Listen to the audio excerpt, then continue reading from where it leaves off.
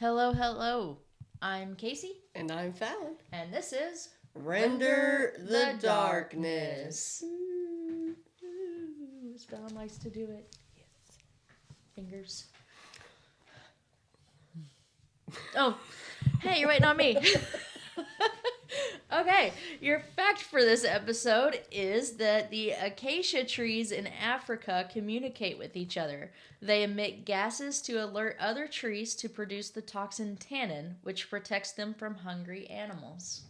Nice. Very interesting. Very, very interesting. Feel like I have something in common with acacia trees that I didn't know about. I too emit gases. I was going to say, you emit a funky odor. Okay. Okay.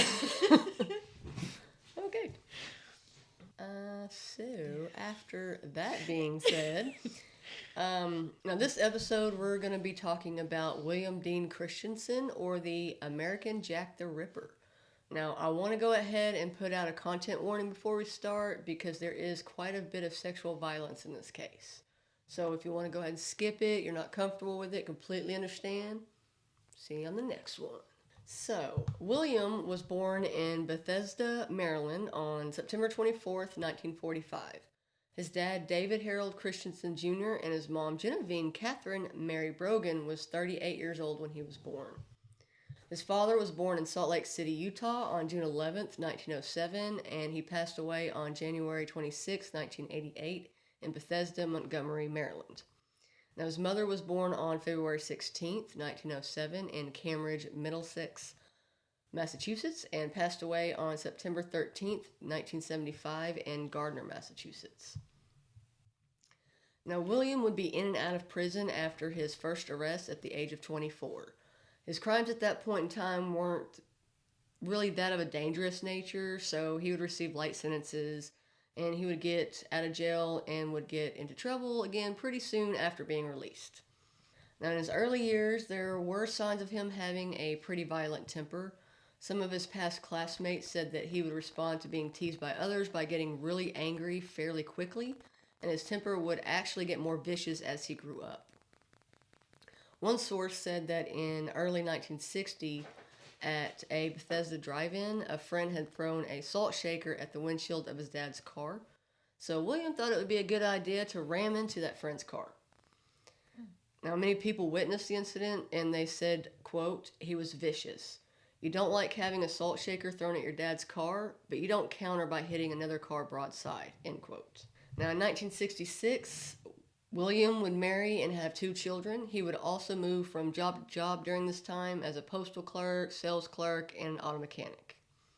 In 1972, William's wife would divorce him after he was arrested for assaulting her twice, and she really vanished from his life after that. In 1969, when William was 24, he met a 19-year-old woman who was a government worker that was from Louisiana in a Georgetown bar. He ended up driving her to a pretty isolated area where he raped her and then stabbed her 19 times in the face, arms, and legs. Wow. Yeah. Now, fortunately, she did survive, and William was arrested and charged with assault and battery. But he pled not guilty because he said that he had a brief moment of insanity. But the jury wasn't buying it, and he was sentenced to 5 years in prison. Now, William was granted parole in August 1970 after only serving 6 months of his 5-year sentence. I'm sorry. He only served 6 months for attempted murder and rape? Yep. Yeah, it's going to aggravate you even more through this entire thing. These serial killer cases, they kind of all seem to go in that line where, so much of it could have been avoided if they had just been held to the original sentencing for whatever their first offense was. Yeah, because they always get caught time and time again, and they always get chance after chance after chance, and they do wrong with every chance they're given until they finally have done enough wrong that they no longer get chances. Yep, and unfortunately... But my God, the level of wrong they have to do to reach that point, it's just... makes no sense. Yeah. Now, Dr. Harold M. Boslow, the director of Patuxent Institute, who had examined William thoroughly, said in April 1970, quote, "He is a distinct danger to society, a disturbed, confused individual who has poor masculine identification and some paranoid ideas," end quote. So even the doctor was like, "Hey, this dude is a danger to other people. Like Yeah. he should not be on the streets." And they were like, "Nah, I'm not going to take your word for it. Yeah. Let's let him out and see what happens." Yeah, let's just. All right, Fallon, Give let's him a see chance. what happens. Yeah, let's. Go ahead, read me what happens. Not gonna like it. On July 5th, 1972, 2 years after being released, William and one of his friends seen a woman leaving Georgetown and asked her if she would like a ride home. The woman would later testify that William had raped her while his friend drove the car around different dark streets. A Montgomery court jury would later convict him of rape, but was later overturned because prosecutors couldn't produce his friend as a witness. So while he was out on a $5,000 bail, William and another one of his friends kidnapped another woman that was going home from a Georgetown bar. The woman said that William and his friend had taken turns sexually assaulting her in the back seat of their car. She also said that he had threatened to cut her up into pieces with a hacksaw. Then he took her to his parents' home and continued to sexually assault her. He kept her in his home all night, torturing her with match and cigarette lighter burns, and then let her go the next day. Now, William was arrested and he pled guilty to numerous rape charges, and he was sentenced to 16 years in jail. Uh-huh. But he was released on parole on April 1st, 1980, after only spending 7 years and 8 months behind bars. Of course he was. Now, on June 28th, he was arrested again for the sexual assault of another woman at a bus stop in Montgomery County after being out of jail for only 3 months. And again, he was released on bond. What the crap? When he was released on bond the first time and then went and raped somebody else while on bond, here's your sign. Right? I don't understand what the major malfunction was here. Function was What is here. your major malfunction? Sorry, but I don't know. But it's like I said, this whole case is just gonna piss you off. Yeah, I'm already irritated, and you're barely dove into it. So. Yeah. Yeah, because the entire time I was writing, I was just like, are you fucking kidding me? So, now one woman said that a man had offered her a ride home on July 18th, and he proceeded to drive her to his parents' home in Kensington, and he had raped her. When she gave a description of the man, it sounded an awful lot like William. You don't say. Yeah. So a warrant was put out for his arrest, but they were not able to find him. Now another woman came forth and said that William had picked her up in downtown Montreal. He drove her to a residential area and raped her, and he was arrested and pled guilty to the crime. On April 16th, 1981, he was sentenced to 3 back-to-back 18-month sentences. Now, during all of this time, the Montgomery police found out that he was being held in jail in Canada, and they filed a detainer to, when his sentence was over there, that they would turn him over to them. Unfortunately, after he had served 1 year of only one of his 18-month sentences, he was let go due to an administrative error. Not even 3 weeks later, William would go on a 21-month killing spree. He would move through Canada and many different U.S. states like Pennsylvania, Maryland, New Jersey, New York, Kentucky, Georgia, and Florida. He would use different identities in these places as well and would change up his hairstyle and color, facial hair, and his glasses. In April of 1982, the body of 27-year-old Sylvie Trudel was found in an empty apartment in Montreal that was owned by William. She had been raped, beaten, and strangled to death, and had been decapitated, and her body was dismembered with a hacksaw. Now, some sources said she had been dead for at least 10 to 30 hours. Another woman by the name of Mariel Guay, some sources said she was 26, some said 24, others said she was 19, so I'm not 100% sure on her age. Her body was found wrapped in trash bags at Mill Isles, about 50 miles northwest of Montreal. Now, she had also been decapitated and dismembered, and they say that she had been dead for 10 days, and both of their bodies were found on April 27th. Now, William was identified as a suspect almost right off the bat for Sylvia's murder because of where she had been found. But the police weren't really sure if he was responsible for Muriel's death because they said that Sylvia's murder had a certain skill behind the cuts and seemed like the murderer had experience. And Muriel's looked to be done by someone who hadn't done anything like that before. But that thought changed pretty quickly because of how both women were killed. So they put out a warrant for William's arrest. William fled Canada and went back to the United States and met up with his parents at Lancaster, Pennsylvania. A few months later, some Canadian detectives interviewed his parents at their home in Maryland, and they said they did meet up with him and they actually gave him $5,000.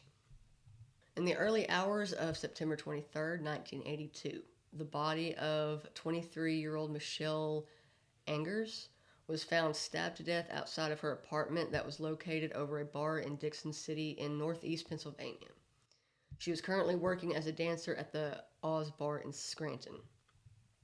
And Michelle was raped and stabbed 30 times in her upper and lower back, and some of the wounds measured 6 inches deep.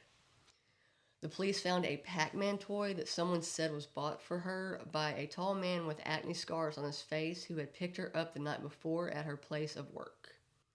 Now, at the time of the murder, William was living in Scranton under the alias Stanley Hall, but would later be accurately identified. On June 29th, 1983, William shot 2 men that he had become friends with at a saloon at the Amtrak railroad station in Trenton over money. Thankfully, the 2 men survived the attack. Now, on December 4th in Philadelphia, William used the same gun from that attack and killed 51-year-old Joseph Conley during a barroom fight, and at this time he was going by the alias Jeffrey Schrader and was arrested for the murder, convicted, and sentenced under the false name as well in Philadelphia. For some reason, when they ran his fingerprints the first time, it didn't come up as a match to anyone. I'm not sure why, because his prints were, in the system. Mm-hmm. But later they would again accurately identify William. Now, Jack Mackman, who was the assistant district attorney in Philadelphia, who had prosecuted William, also known as Jeffrey Shader, of the Conley murder, said, quote, "How could he have been free all this time? Mr. Conley would be alive today if those things hadn't occurred. Every time there was a little crack, Jeffrey or Christensen slipped through, and as a result, a lot of people are dead," end quote. I agree. Right on the money. Now, 10 days after he was convicted by a jury of the murder of Conley, the Montgomery police believed that William's parents were still helping him, so they decided to watch their house, and the investigators said that they were following a lead that was found in William's parents' trash in Bethesda, and reached out to the Philadelphia homicide detectives to let them know that they had found a letter that had a Philadelphia address on it. Now, the Philadelphia police then searched a house that was pretty run down where Williams was living at the time, which he had moved into after his mother, and he had actually used her maiden name Brogan to buy it with $10,000 in cash in 1983. Please tell me at some point the mom gets popped for being an accessory. You just have to listen. Now, while conducting the search, the police found a hacksaw that had human blood and tissue on it, and they found a clear plastic bag that contained chunks of reddish blonde human hair. Now, that evidence would actually connect William to the 2 women that were killed in Canada, and the Canadian police put out a fugitive warrant for William for the 2 murders. Now, because of the horrific nature of the murders, the Pennsylvania police Constable Bill McAndrew started calling William, quote, "a real American Jack the Ripper," end quote. Now, at his court hearing, Williams said, quote, "I think everyone is salvageable. I think more than most, I am salvageable," end quote. Now, he did try to blame his actions on the justice system, claiming that no one ever tried to help his alcohol-fueled instability. Now, Judge Sanders didn't agree with him at all and said, quote, "I can't say I have any hope for rehabilitation as far as you are concerned," end quote. I think he's proven that to be true. Yes. Time and time again. Every time. Now, William was convicted of both murders in Pennsylvania and was given a life sentence. The Canadian and the U.S. police believe that he has committed at least 12 murders, But some sources say that he actually told one of his cellmates that he had killed closer to 24. Two in England, four in Canada, and 16 in the United States. Now, William ended up passing away on October 31st, 1990, at the age of 45 due to cancer. But his death wasn't actually reported until July of 1991. Now, you did ask about his parents. Mm-hmm. Now, they were, there was charges filed against them for helping him. Mm-hmm. I tried to find more information on it. I couldn't really get a lot of details, what happened, or if they got charged at all, or like what the charges were, if they got what the sentences were. I mean, they were basically giving him a place to go do all of his... Yeah, they were harboring him. And I mean, like I said, I didn't put it in here, but I did read that his mother didn't think that he did any of this. She would not believe it. Despite them finding that hacksaw with all the blood and hair and stuff all over it inside her house? Yeah, and and Sylvia was found in his home. Yeah, so despite those facts, she's still, some people like to say some people's kids. I like to say some kids' parents. Yeah, it's... I just, there's a certain point. I know I love my kids more than anything in the entire world. And everybody who has the instinctualness they're supposed to have feels the same way. They would do anything on the planet for their kids. Right. But I draw a line at helping them commit murder. Yeah, no, I wouldn't do that. At this point, you're now not only making them, enabling them, but you're also encouraging it at this point, which makes you just as guilty as them if that is what they're out there doing. Right. So you're just as guilty as killing those people as your kid who did the actual killing. Yeah, I mean, they would be considered, accessory after the fact? Yeah. Or, it takes me back. There's so many cases that are like that, like the Watts case with Chris Watson Shanann or whatever. Like his mom, he outright admitted that he did it. And she still was just adamant that he didn't do it. He wouldn't do it. Yeah. No, she was for definitely in denial on that one. And I wonder if that's more so what it is. If it's that, maybe there's some kind of part of their brain that for their own psychological protection, they just kind of shut that stuff out and they become blinded to it. They may be. Because they choose to be blinded to it. It doesn't make it right. Right, yeah. But... yeah, the psychology behind that fascinates me. Yeah, I agree. It's definitely interesting how they can just... I don't know if they're doing it on purpose or if it's just, like you say, just shutting off. Yeah. Just so they can't see it or hear it or actually remember anything about it, just so I can just... Absolutely, because you have cases where you have people who've committed these kinds of crimes and the parents are standing there on the side of the victims and they're saying, apologizing and saying how ashamed they are to even be related to that person or associated with that person, and some of them even go to hiding so that they're not. Yeah. But then you have people like this parent who aid and abets and then just denies with the evidence just right there in front of her. Yeah. Well, you also got to realize too, his dad was part of it as well. Yeah, but the dad didn't do as much as the mom, according to your story, because isn't the mom the one who gave him the $10,000 to get the place? And he was using the mom's last name? Well, no, he used her last name. Yeah. Her maiden name to get the house. Right. Is what it was. But the money that he got, it was from... both parents? Yeah, both parents. Okay, both parents had, then fine. The dad, equally. too. Mom and dad. Yeah, they were both equally, because they both met him at the station, and they gave him that first $5,000.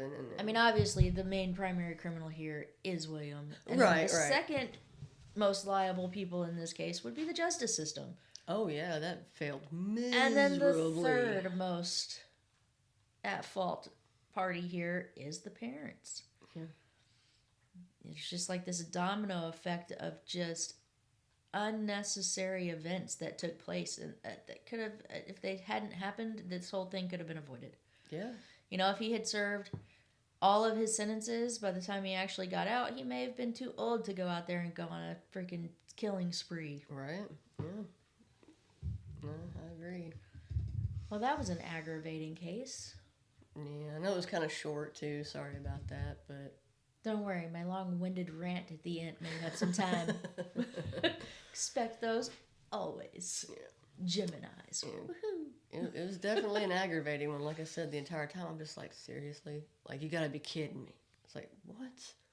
Like, I just don't understand how he just kept, like, that guy said, he just kept slipping through the crack each time. Just There's a lot of them that do. They just, time and time again, just slip through. Mm. But all in all, it's a good case. Oh, thank you. You're welcome. Thanks for sharing. You're welcome anytime. I'm here every Tuesday and Friday. I'm here every day. Well, I'm here every day. I'm present in front of the camera every Tuesday and Thursday. I live here. Yeah. But, well, as always, thank you guys for spending your time with us. Yes, thank you very much. And as always, if you have any comments, questions, concerns, opinions, just want to say hi, whatever, feel free to reach out. We will respond every time. Every time. Every time. Every time. All right. We are Render the darkness. Bye. Bye.